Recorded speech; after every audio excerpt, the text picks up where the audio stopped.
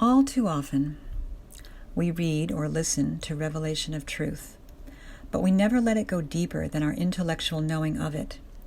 Yes, we exclaim, feeling it deeply as a resonance within our being. We agree, and at that moment accept it. But then the talk shuts off, the book closes, we stand up, and as we watch the body image move through its day, we fall all too easily back into the mesmerism of wrong identification. We become the body. And before we know it, we're chattering away about something wrong with it. We're on the internet, trying to figure out how to heal its infirmity, or trying to figure out the best things to feed it so that it won't become ill.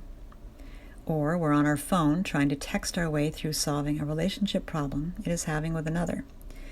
And then before we go to sleep, we're back to truth, affirming that God is indeed all. When do we listen within the stillness to the magnificent hum of the heart that occupies that bottomless space of indescribable greatness? When do we stop and listen to that roaring silence, that sublime beauty and perfection that is right here beneath the surface of the mind? The mind and its thought and its images is temporary. It never lasts unless we perpetuate it, feed it, unless we refuse to see past its appearance. We must look at the faces of our enemies and see the Christ there, see ourselves there, because that is all we are looking at. The images are mental projections of a mass mesmeric agreement. It is not what is really there. It is not external to us. And if we think it is, we are being fooled. We are taking the bait. This takes practice, effortless effort that only seems like work to a false self that thinks it is separate from omnipresence, omniscience, and omnipotence. One with God is a majority, because when we are consciously aware of our oneness with everything, there is nothing to do, there is nothing to fix, and there is nothing to fear. Wake up and smell the coffee. If you feel your spiritual nature as devotional, then be devoted to the right thing. Truth does not want you to adhere to a statement, to a principle, to a teacher, to God even. Because if you're devoted to God, you're devoted to your concept of what that is. You're devoted to what that means to you. Don't be devoted to God or even to a revered teacher of truth. Be devoted to now. Be devoted to what is now. The teacher of truth was never embodied. The only teacher, the only true teacher, is what is revealing itself in the silence right now. If it starts to feel laborious, if it starts to feel like an effort, stop. I don't care what you're doing. Stop and get still. Gentleness with faith very closely describes the quality of our actions when we are living in truth. Seas are parted from this faithful gentleness. Mountains are moved. Evil dissipates. Hate is replaced with love. Chaos is replaced with peace. Sorrow is replaced with joy. And mortality is replaced with immortality. Listen to this with your heart.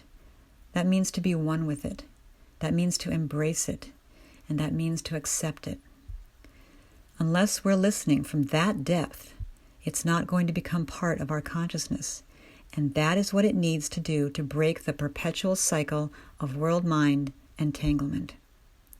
We must go beneath the surface of the intellect and realize the intellect is only on the surface.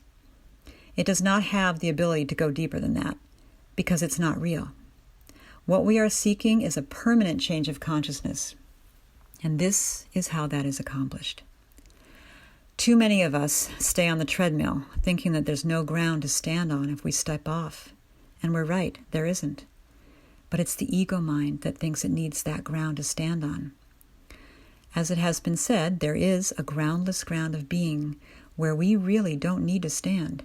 We don't even have to have wings to fly above. Those are images. Those are fairy tales. And they're fine. They're fun for a while. But when we're tired of living in a dream, the real fairy tale comes true when we realize the absolute allness of being and how caught up we were in the concepts of truth, what it's about, believing there's so much doingness necessary, when all that was required was to realize that we have thought ourselves to be Sleeping Beauty, when the truth is, we are also the prince that bestows the kiss of life to wake us up. This is the consistent act of love we must allow to happen through us.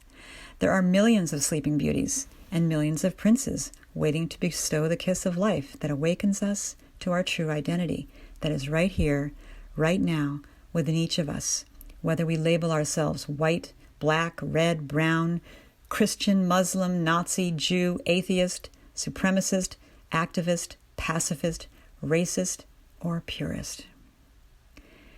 This journey is not one for the faint of heart. It is a journey of the heart. It is a journey taken by the heart of you, not by an elevated spiritual sense of ego. That is what must die, and is why it can be painful. But if you are hearing this, you have seen the light, and that light has illuminated this path for you.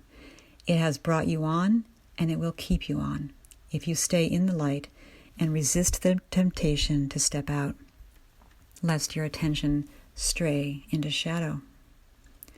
Your substance is divine substance. It doesn't have any infirmities. You've got to stand still for that moment, just that moment, to see that this universal appearance, momentarily there, isn't yours. Otherwise, you will be forever running away from it or defending against it. Does God need defending? Then neither do you.